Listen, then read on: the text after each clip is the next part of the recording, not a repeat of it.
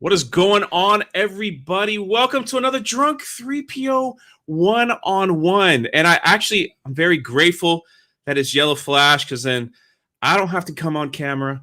So we have the the two avatars going.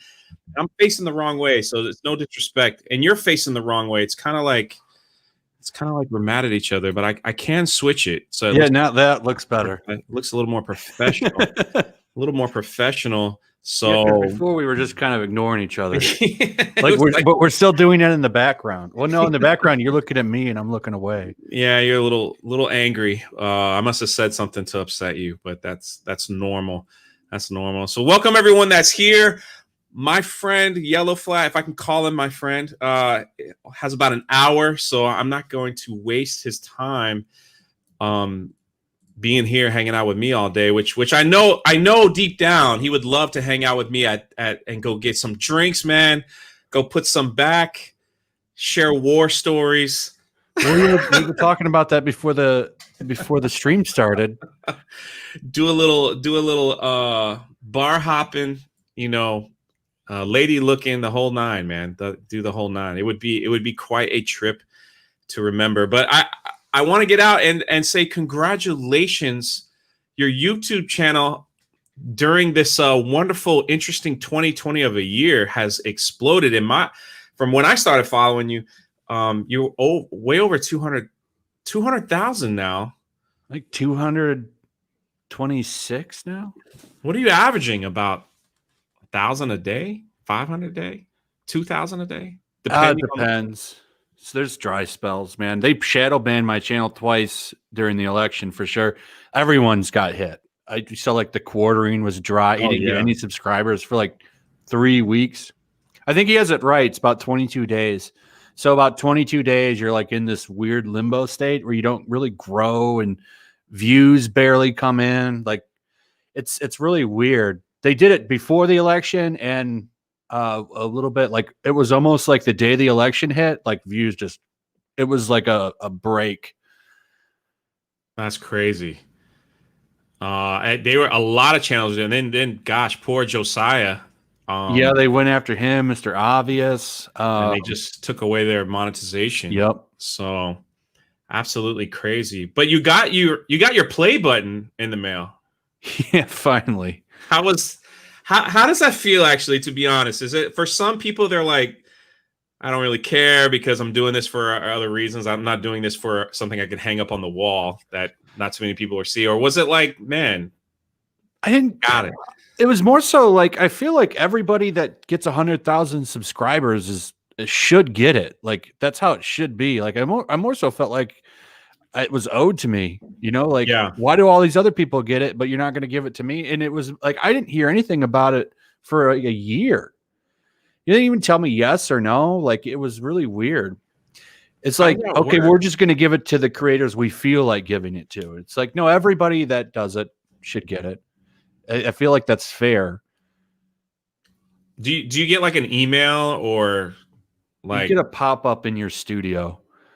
Oh, and it says, hey, guess what's coming? Yeah.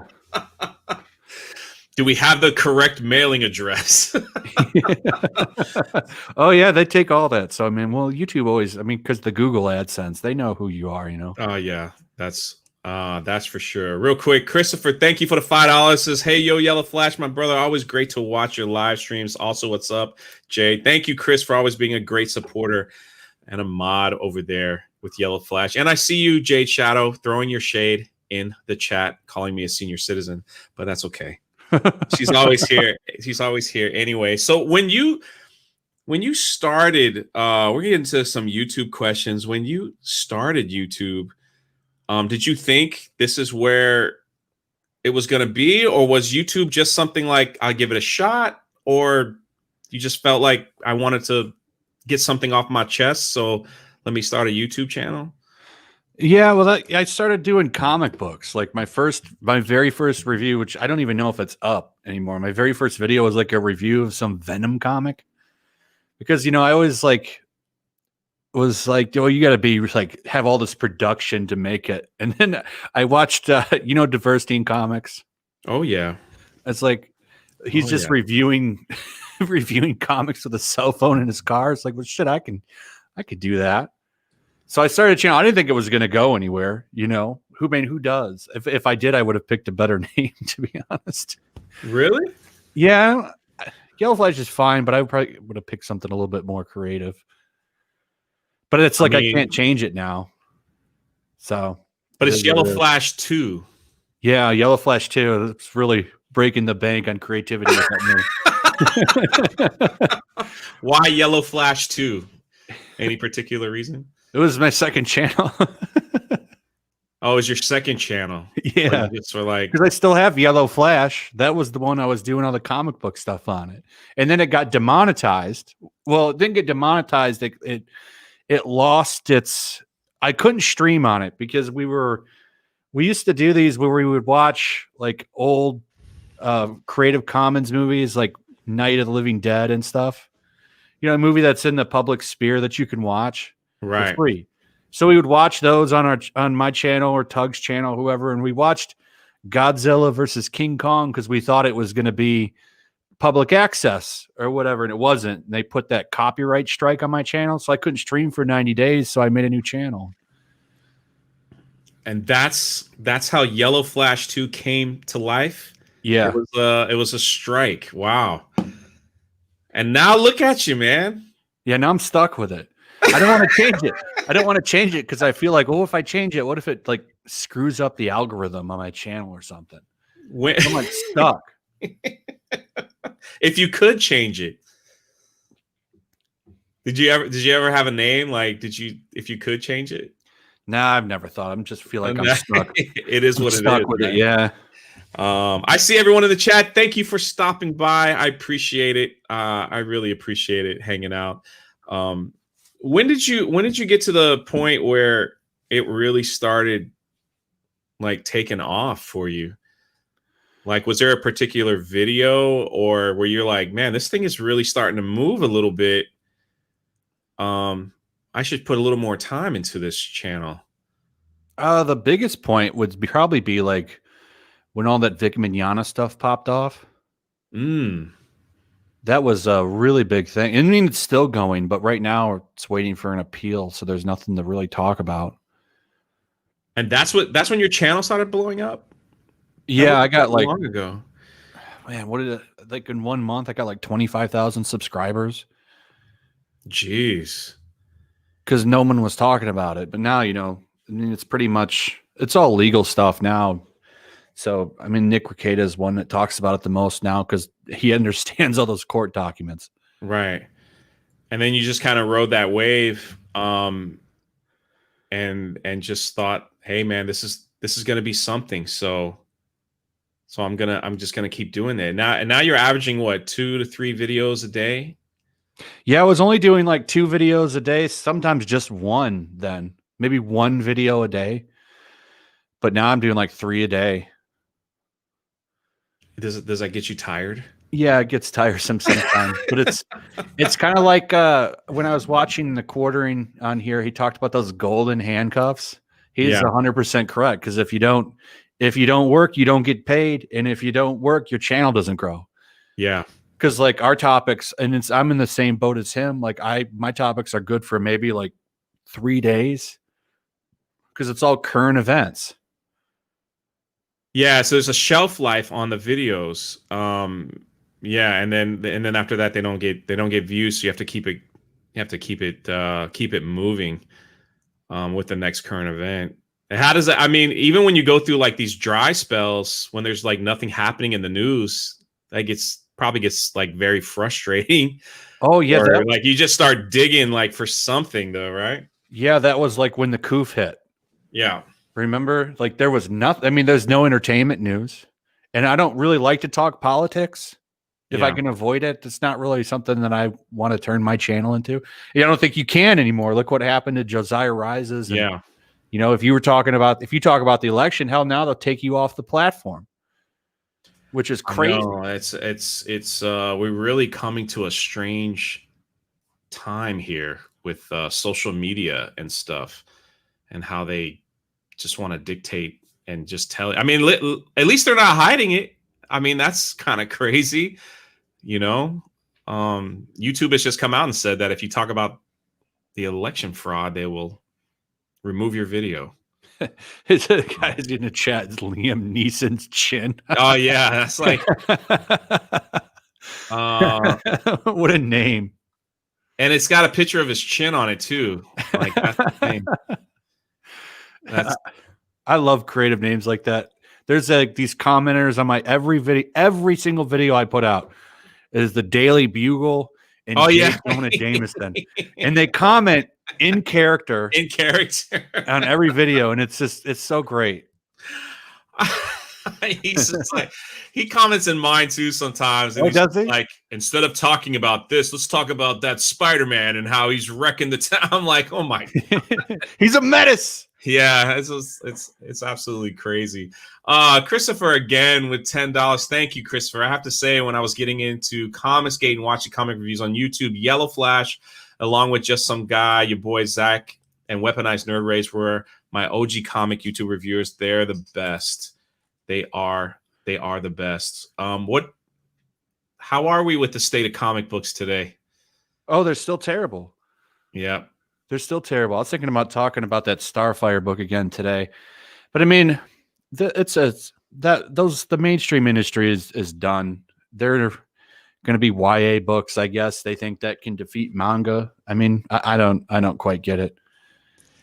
Of all the weird comic books that they are trying to produce, do you have one was there one that they came out and you were just like, what in the world were they thinking with this one? Was there one that just kind of...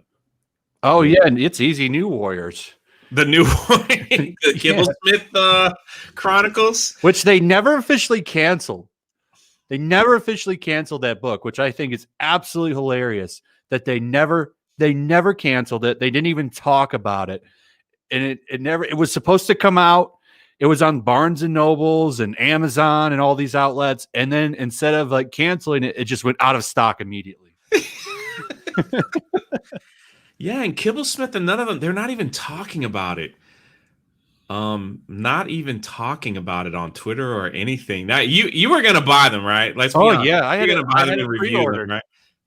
You had them pre-ordered. Of course. I had it pre-ordered on Comixology. I didn't even know if I got that money back.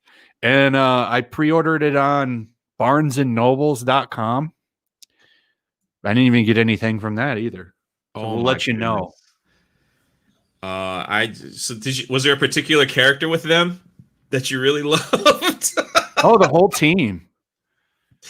The whole team was great. Safe Space and Snowflake. And the guy that got his powers from internet gas, and the fat one.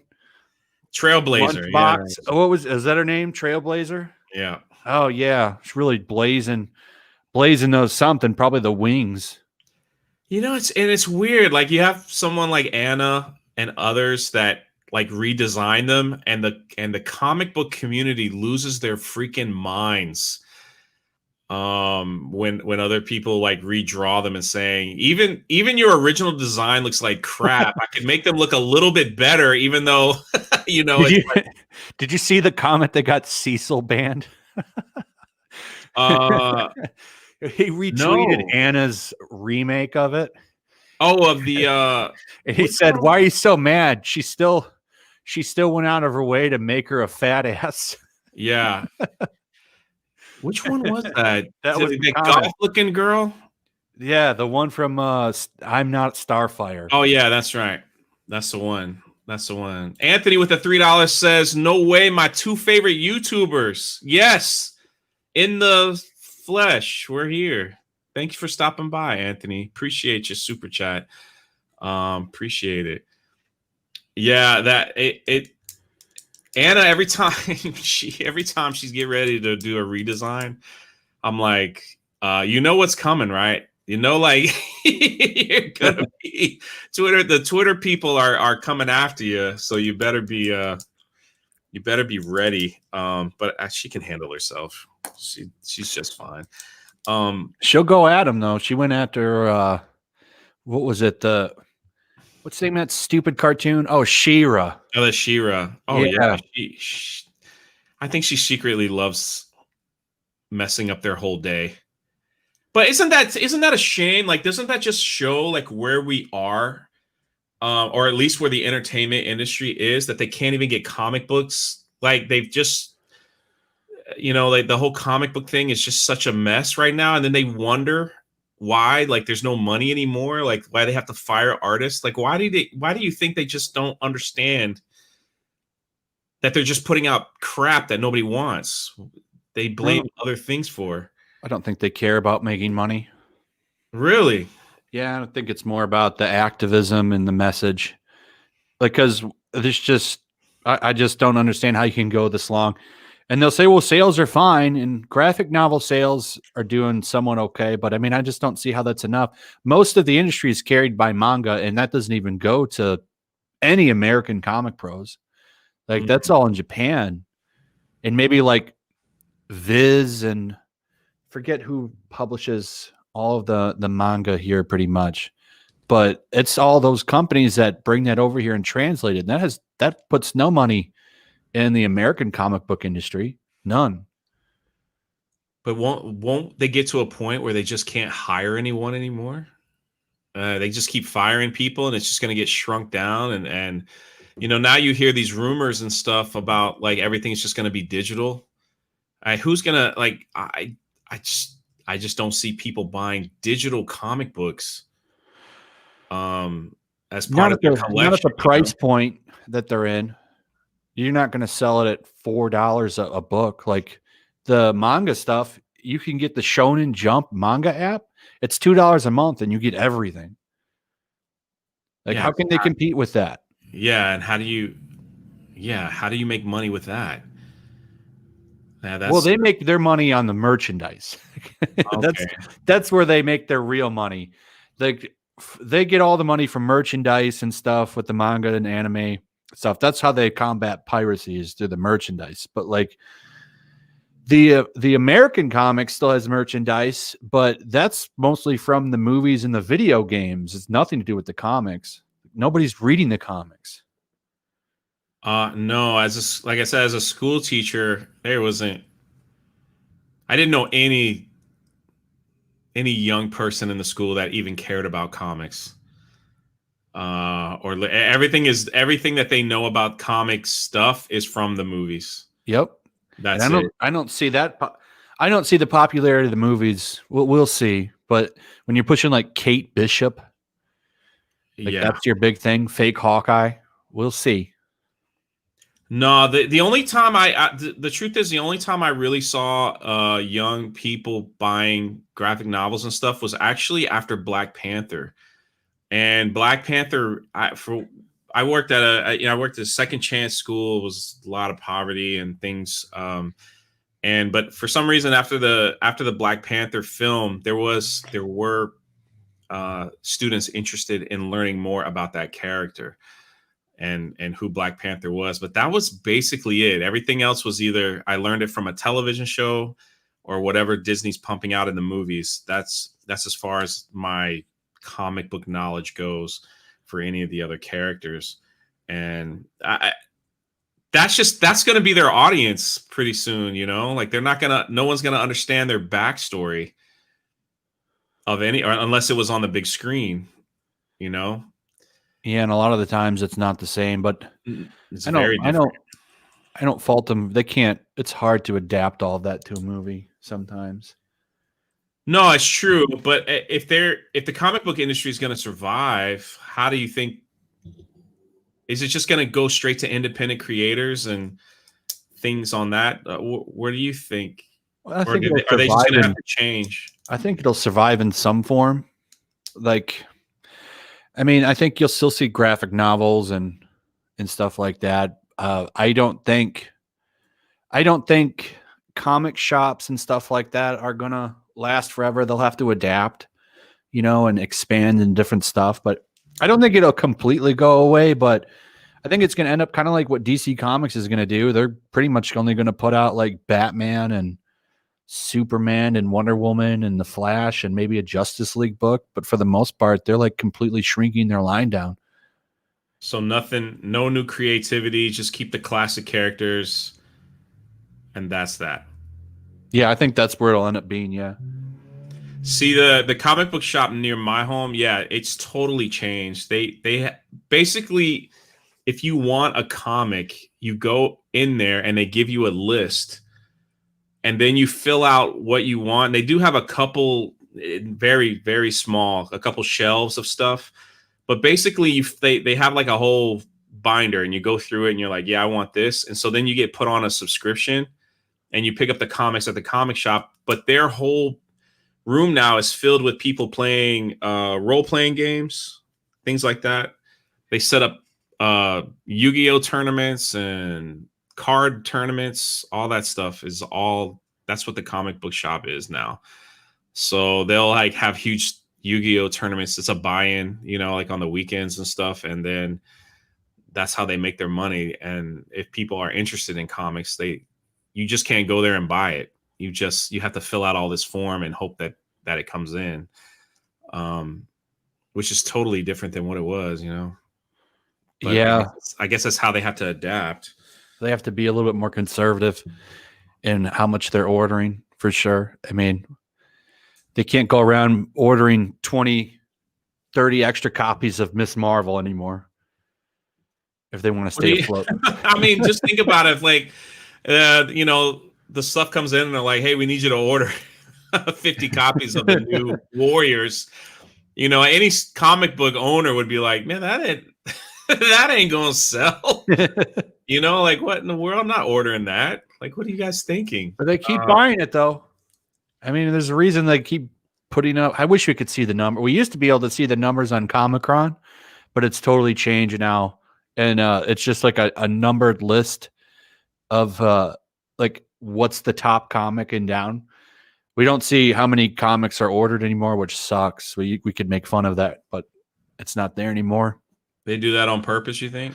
No, it's because it used to just be Diamond that ships all the comics, but now it's like Lunar and like something else. There's like 3 different companies that ship comics, so they can't get all the numbers or something. How big a part was comics in your life? I've always liked comics. I've been reading them pretty much since I was a kid. So it just was part of your upbringing, comics, going to comic book shops and collecting. You have any personal favorites? Like, is there one that's just like, wow. Spider-Man and the X-Men have always been my favorite comics. Do you have any like in a frame? Like, do you collect any that I don't have any in a frame, but I have some like, put away. Yeah, that's just anything you want to share? I've just got some really old Spider-Man comics that are worth some money, like ones? The Green Goblin, the when the Green Goblin got killed and stuff like that. I've got some really old ones. Take care, Lorena. Thanks for stopping by. I went on my favorite comic book character is the Punisher. And I went about 12 years ago, before I left the country for a little while. I went on a tear and I just wanted his first appearance, inspired like the first printing. I just hunted for all that stuff. Like, did you get it? I have a second printing. It's not the first one, so it's not as valuable. Yeah, but that's like sometimes those are worth more than the first. I don't know. I don't know a lot about that book though, so it's really weird. It's not that and in his limited series, I got all those, and I got the one with the mistake on it, which is worth a lot more than the when they fixed it. So basically, on the top of the comic, it says a 1-in-4 special edition, but actually they made 5. So on the first one, it said a 1-in-4 special edition. So if you had that one is like that's the error that they had. And then comic 2 it says a 1-in-5. So they changed it because they realized that they were going to make 5 instead of 4. Oh, then they redid the first one again to make sure it said a 1-in-5. But a lot of people got a hold of that 1-in-4, and so I wanted to get that one, the mistake. So I have those sitting around. I got all his number ones from every little thing that he did, his war journals and everything. I made sure I got all the number ones. I got a couple of them signed by the comic artist, the illustrator, which I don't even remember his name because they change all the time, like they change. So, and then after that, like comics just didn't do it for me anymore, like there was just some things just started to change, and it just it's very sad to see where it's come. I mean, I'm glad they started adapting that stuff to the movies. I don't ever think they did the Punisher. I think the Netflix series was the only one that kind of came close to a Punisher, but like the Punisher that I want to see, but none of the movies have. They I liked that tried. Netflix show. I liked it. The Punisher one? Yeah, I liked that one and the Daredevil stuff. And I did like the first season of Jessica Jones. Mm-hmm. I didn't like the second season. And I hated that. I hated that one show. Was it Iron Fist? Yeah, there was Iron Fist, and then they brought them all together, right? Luke Cage. Yeah. I didn't even watch Defenders. I didn't care. I didn't watch Defenders either. Then they got rid of all of them. I don't know. It's just all the Marvel properties just gone off Netflix. So just like that. I was hoping Punisher would get another season, but oh well. That's just how it is. Maybe he'll come back in Spider-Man 3. That's Since they're bringing every fucking character back. Did you see Charlie Cox is coming back? Daredevil. Someone made a goof article, like a funny article, where it says Hayden Christensen will be back as Anakin Skywalker in Spider-Man 3. And so I tweeted that. I tweeted that out. I thought that was funny because I'm like, yeah, they're gonna do the multiverse. Probably. I guess I thought they were going to do that in Doctor Strange's movie, but I guess this movie is going to be the Spider-Verse. I think it's kind of obvious it's going to be Spider-Verse. Yeah. I mean, it has to be, right? Yeah. With all these characters. Now, you being a Spider-Man fan, did you have a particular favorite actor that did Spider-Man well in your eyes? Oh, the old Tobey movies are always be my favorite. Favorite Tobey. I'm excited to see him come back. That's like the only thing I care about with that movie. Now, you did see Into the Spider-Verse. Did you see the animation? Yeah, I liked it. I loved it. I just hope they don't make Tobey the old fat dude that lost his way, from that one. Oh, that would piss off so many people. I know, but wouldn't that he's of age to be that particular Spider-Man in that Spider-Verse. No, so, I don't think they'll do that. It's got to be fan service to the limit of fan service, like a 10.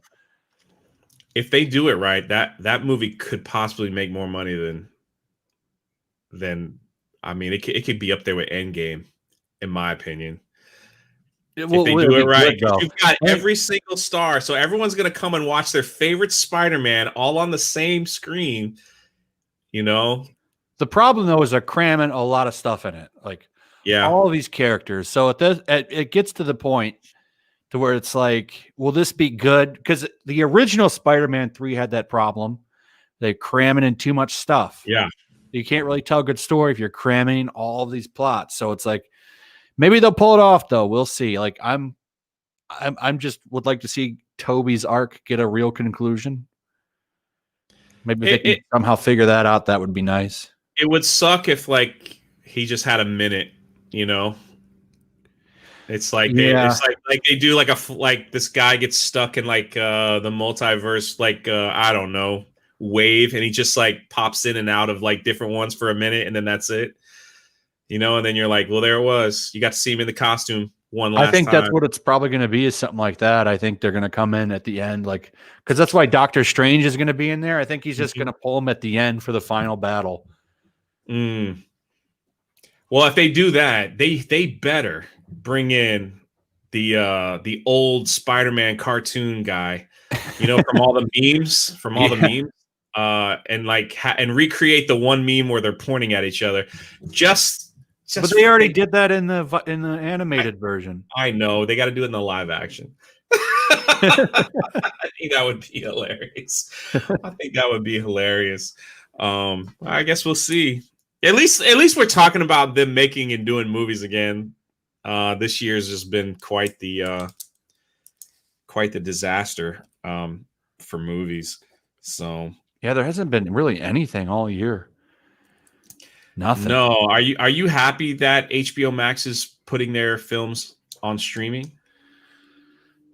I'm glad I'll finally get to watch them, but it's like I don't like losing movie theaters, even though I think it was going to happen eventually. But I like going to the movie. It's always something cheap to go do. Well, not cheap, but it's like it gets you out of the house to go. Get you out of the house to go do something, and I don't know if those are going to be there.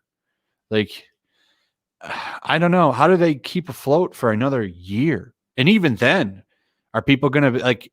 They've put so much fear mongering in people. Are they going to be willing to go back to the theaters even for a while?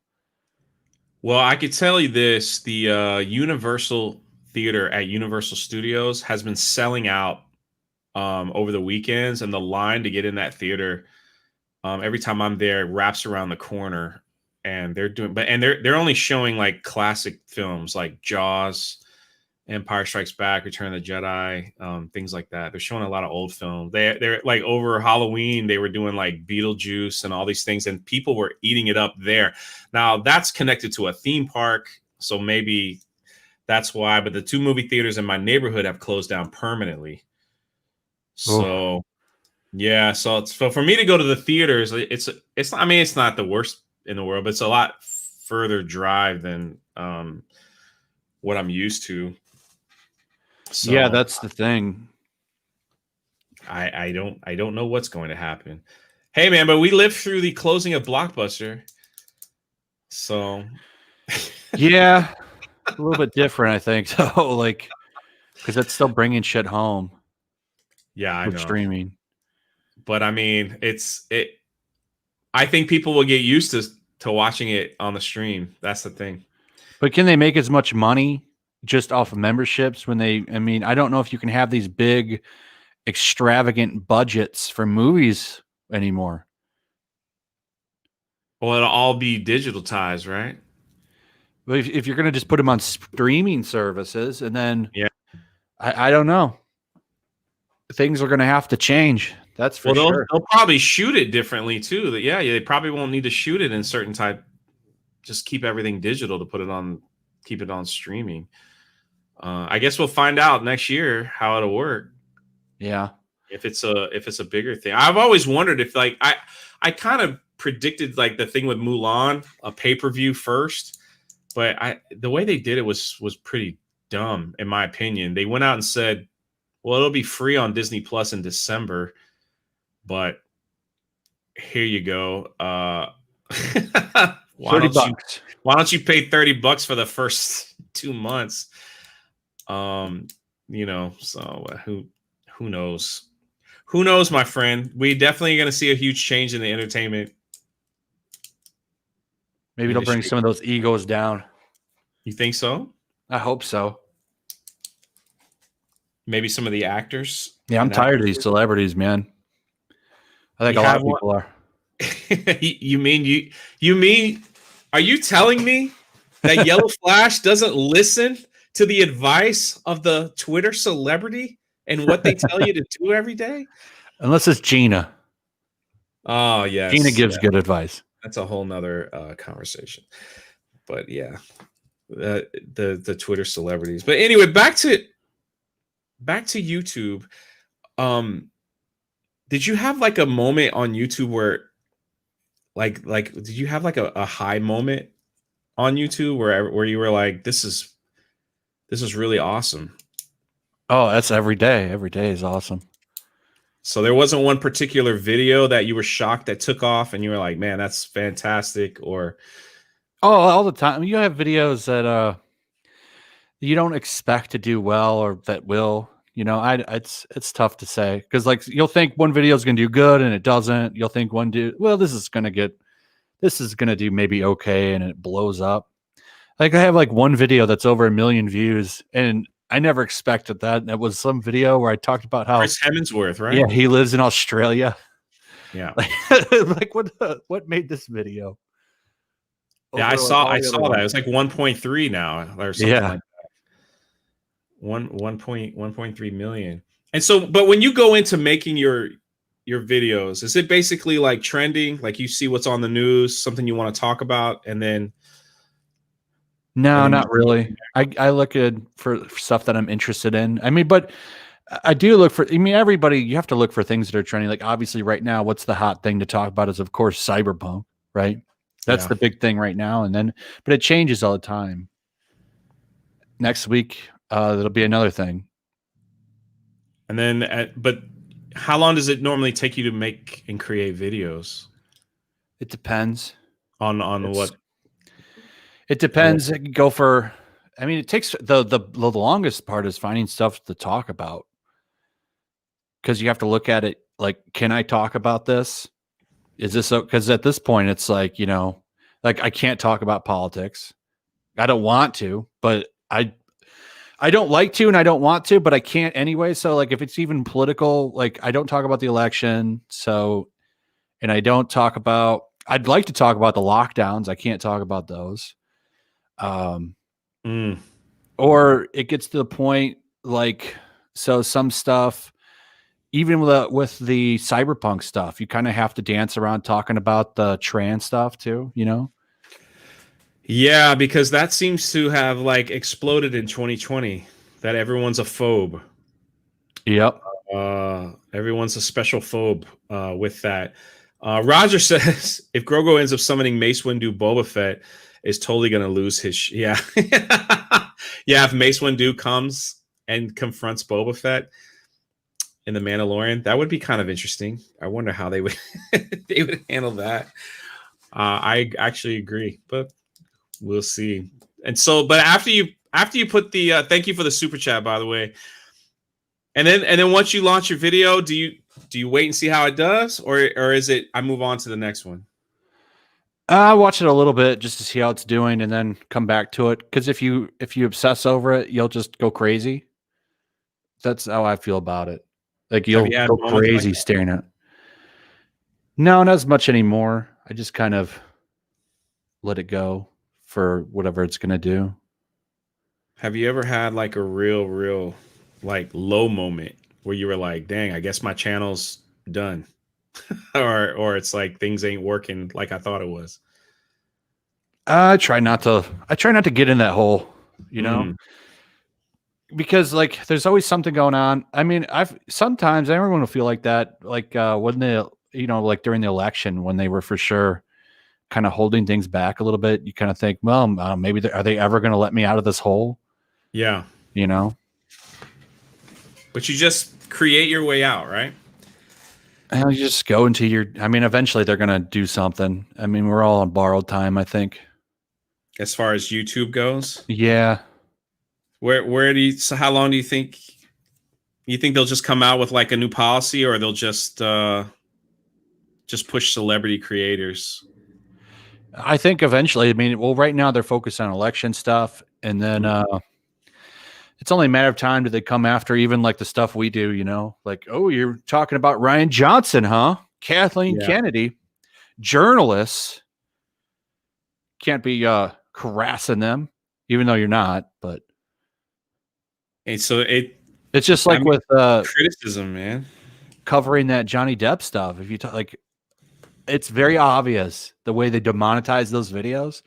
Like 90% of any video on Johnny Depp that I've done has been demonetized almost instantly. Sometimes, yeah, they'll just demonetize it. If it's negative, if it's too negative on Amber Heard, they will slap a yellow $sign on it right like 10 minutes after it uploads. Sometimes they'll do it like after you approve it, like when you put it on public.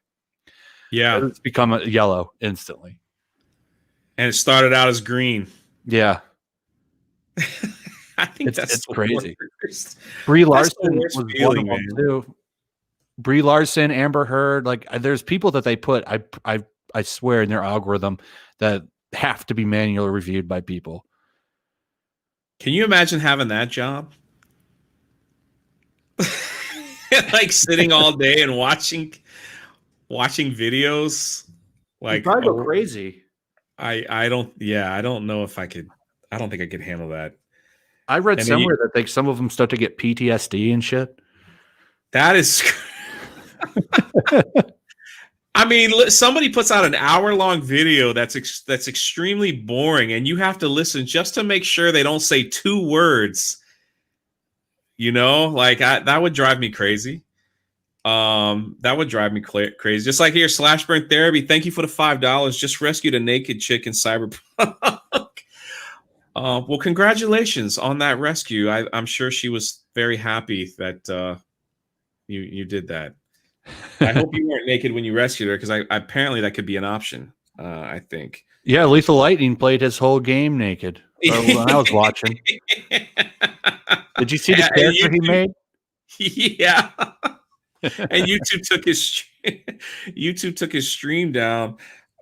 He took his stream down. So here's the big question we ask every YouTuber on here. What is some of your best advice you would give a smaller channel that wants to be on YouTube? Do you have any advice that you would give them? Oh, you got to grind, man. You still got to, you never stop grinding, but I mean, you've got to work hard. You've got to put time in it. You can't you got to put some time into your titles and your thumbnails. Look for interesting stuff. Try to look for things that like nobody's talking about. That's another thing. So like, some big topic drops, like HBO Max is an example. Remember when that news dropped? Yeah. So like me and 90,000 other people dropped videos on that. So if you're like a new creator and you're just starting out, that might not be a good topic to jump on, because you're going to get lost in the algorithm of bigger creators. So try to find an angle on that will make you stand out.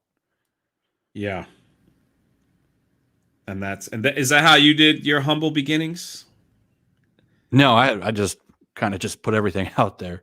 I didn't have anybody to tell me what to do, And you just started, but you learned as you grew, and now you've got your own rhythm, because your thumbnails are very similar.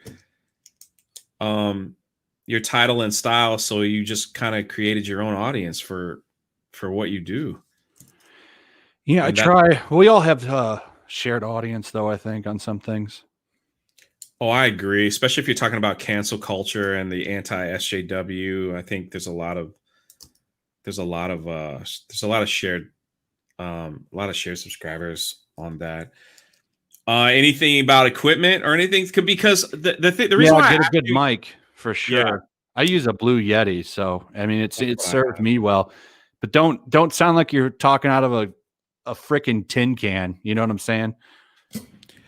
That's and if you're going to show your face, make sure you get a good camera. Don't look like don't look like you have like smudges on your lens. You know what I'm saying? The reason why I asked is there are a lot of creators that feel like because they don't show their face, you can only hear their voice, that they won't be successful on YouTube. I've had that before, especially when Jeremy and the Quartering was on. There were a lot of creators in the chat asking that question. They're like, I don't want to show my face. I don't want to do anything. But you seem to have broken that mold, as far as your subscriber count. And I don't know what you consider being successful on YouTube. I think that's a fair question. I think people do like to see it. I feel like, I bet you it's tough to say, would I or would I not if I like used a camera? I don't think so. I don't know. I think what matters is being authentic and just being real. I think people appreciate that. But I do think there's definitely an advantage to showing yourself. It's more personal then. Like you feel like you're really getting to know them. Right. But I don't think that you have to. There's a lot of people that don't. You can look at Mr. Do you know who Mr. Obvious is? I do not. But but didn't he get demonetized? He did, but that's because he talks about the election, but he still has a big channel. He's got more subscribers than me. Then there's like Raging Golden Eagle. He's another big one. He doesn't show his face. Umbrella Guy doesn't show his face, even though his is out there. But like you don't have to. You can still be successful. You don't have to show your face. If you don't want to, you don't have to. Yeah, that's the thing is that for some, and in some people's cases, they might not want to show their face. Yeah, Ryan has a great question for you, my good friend Ryan. Question for Yellow Flash. If you look like No, that's what I was trying to nicely say. That maybe for some people it's best to not show your face. That's why I don't show my face.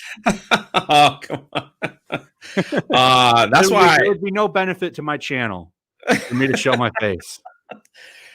But like after listen, my channel's really small and everything, but there's a point where I was like, I should have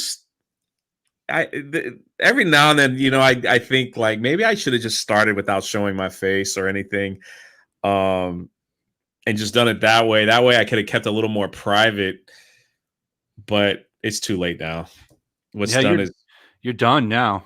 Yeah, what's done is done, and the damage is out there for all the ladies that see my face. So yeah, it is what it is. It is what it is. They call you the best looking guy on YouTube. That's just a meme. That was a meme created by Jeremy like a year and a half ago. That just ridiculous. That just grew out of hand. Where it's like, I had a lot of hater. Like there was a time where like people like Jason Ward and others were talking trash about my small little stupid channel because I was talking bad about Galaxy's Edge, and I don't know. Jeremy was just like, man, just tell him that. They're like, there's no comparison between you and Jason. Like he's ugly and you're better looking. So they started this whole thing about you're very better. So it started that way. So that way they started comparing me to people like Brian Young, who was talking trash about my channel, and Jason Ward, and they're like, oh my god, you're so much better looking than them. They keep showing your face. So Cecil's here. He says, what kind of weirdo doesn't show their face? Well, he still gets on camera though. Yeah, but some of his masks are scary, man. Like he needs to keep I like his regular red, man. I like the regular one. I don't like the gray one where it's like a monster face. Yeah. What's he doing with that? He still wears it. I know. I don't get that. The red is his best look. I agree, and I think it shows off all his features. So he just has to he has to show his features. But I mean, it is so you agree that you can be you're proven that you can be just as successful without, showing your face and just keeping that privacy. How do you be successful on here? Does anybody really know? You know what I'm saying? Like, I feel like it's all luck. All luck. You kind of just get lucky. There's no guide to be successful on YouTube. And I don't think you can go into it thinking you're going to be successful. You got to get into it for fun first and have fun doing it. And maybe it'll go somewhere, maybe it won't. It all depends. It depends on you, and it depends on if they pick you up or not, as in the algorithm.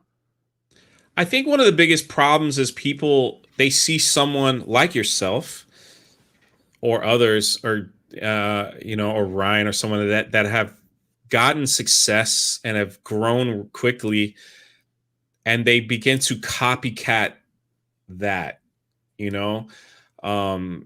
the problem is when they start copycatting that style of YouTube, it's not successful for them, and then they don't understand why.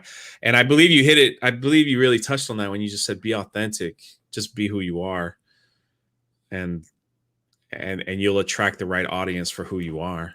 Yeah. Because obviously you have an audience for what you do and who you are. Your live streams do really. Do you think they do well for your? Yeah, I think they do okay. Yeah, we usually get around 1,000. So, I mean, I think that's pretty good. I think that's excellent.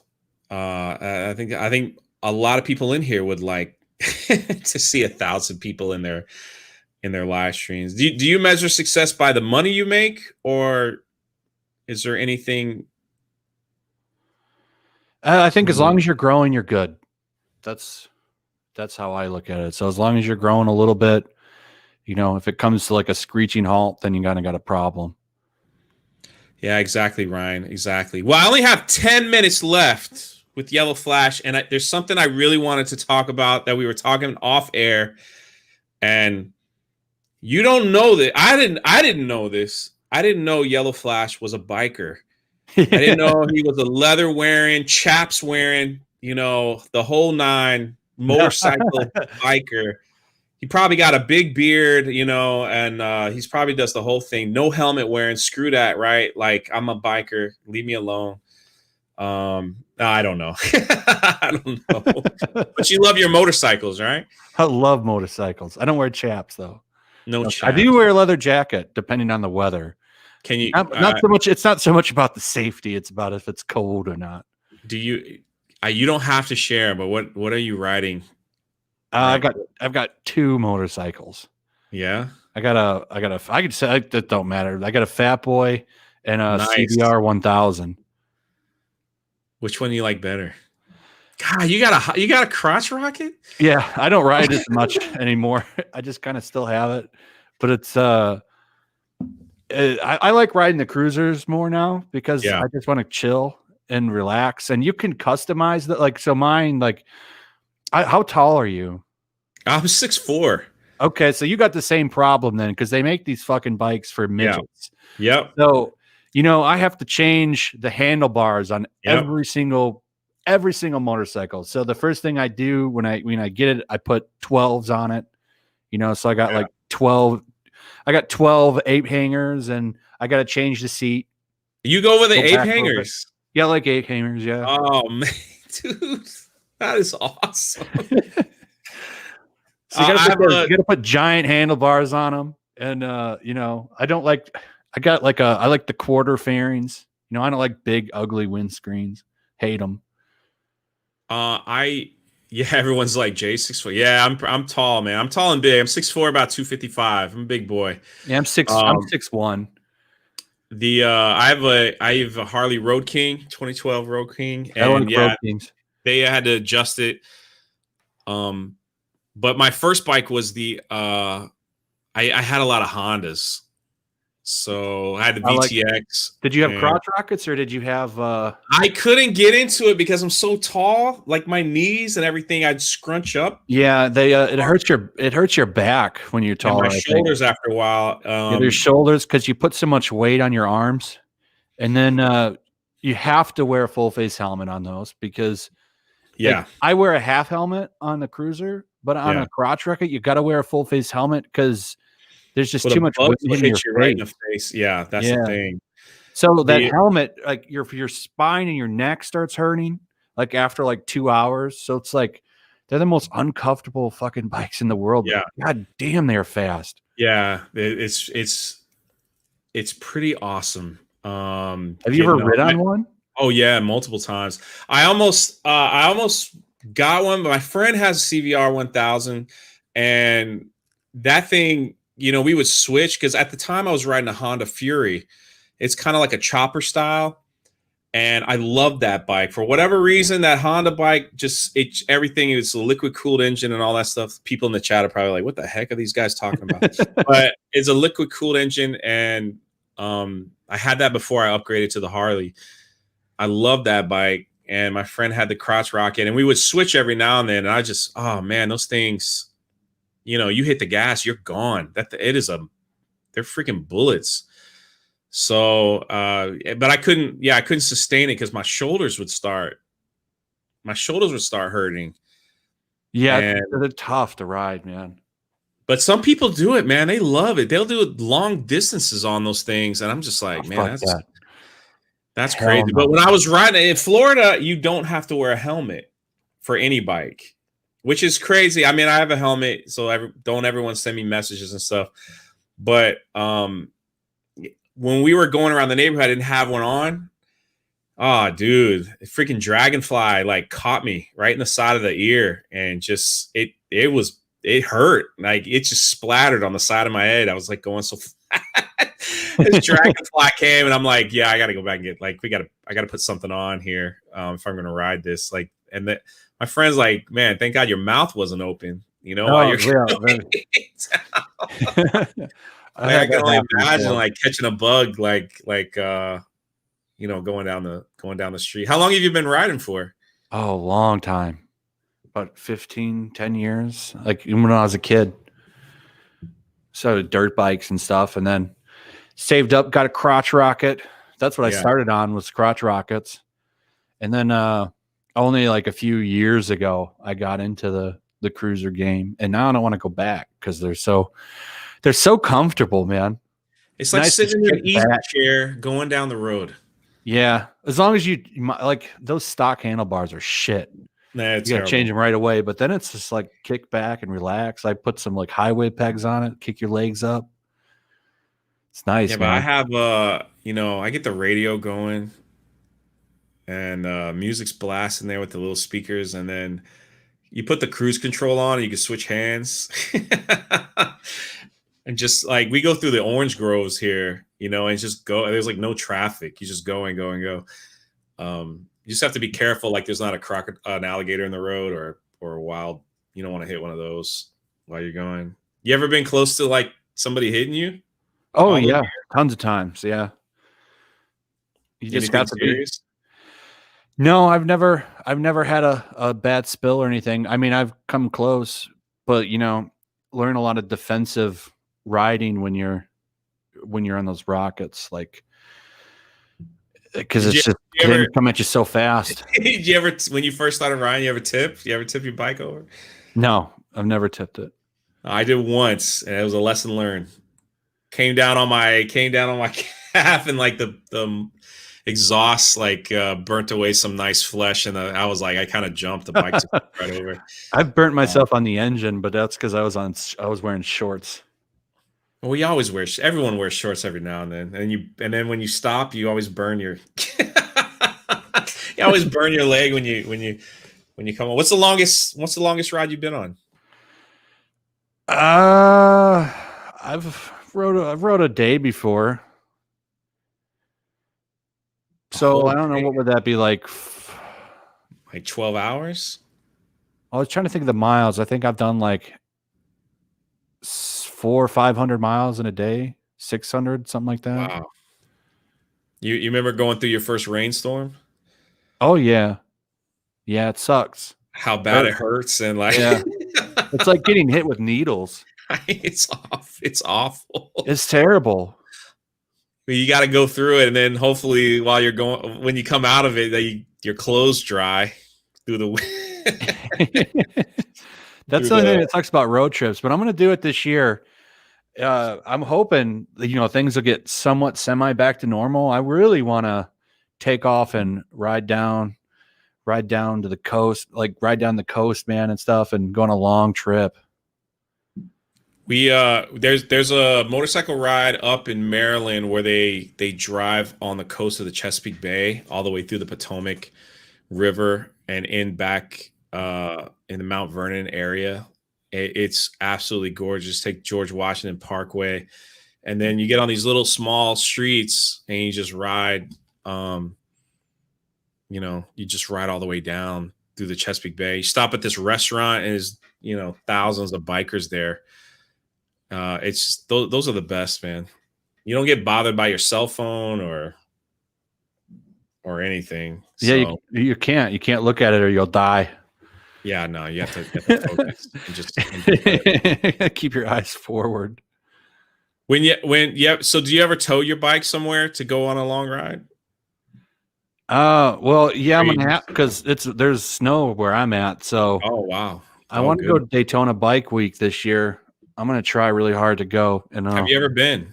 No, I've never been, but I want to go. I want to go this year because they're not gonna close. So nah, we're wide open, man. We're wide open. We actually have restaurants near my town that have a big sign, "No mask required." So you just go in at your own risk, I guess, and go in. Well, that's how it is in Arizona right now. What?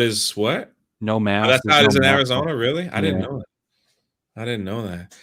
But there's still a couple states. There's still a couple states that don't have it. I think you'd have fun, man. That Daytona Bike Week is a freaking big party. I mean, these guys will get their bikes on the beach, and like just go down the day. Oh man, it's a pretty big party. And you know what's cool about it, man? every walk of life is there, you know, every gender, every race, every age group, they're all there, and everybody is like having a good time. You know what I mean? And it's just like, it's just a wonderful event to go. And everybody's just talking about their motorcycles and checking everything out. And there's vendors and food, and everybody's just celebrating each other. And it's such a wonderful, you'll love it. You would absolutely love it if you get a chance to go.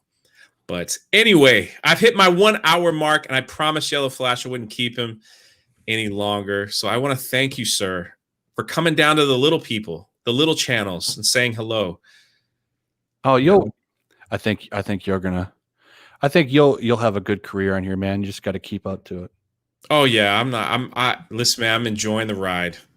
I'm not even worried, but thank you, Yellow Flash, for taking the time out. And is there anything you want to promote or anything coming up that you want to share before I let you go? Just subscribe to Yellow Flash 2. That's it. And his channel is in very top of the description. Go check him out. He does a live stream every Saturday. Am I correct? Yeah, Saturday, usually every Saturday. your live streams.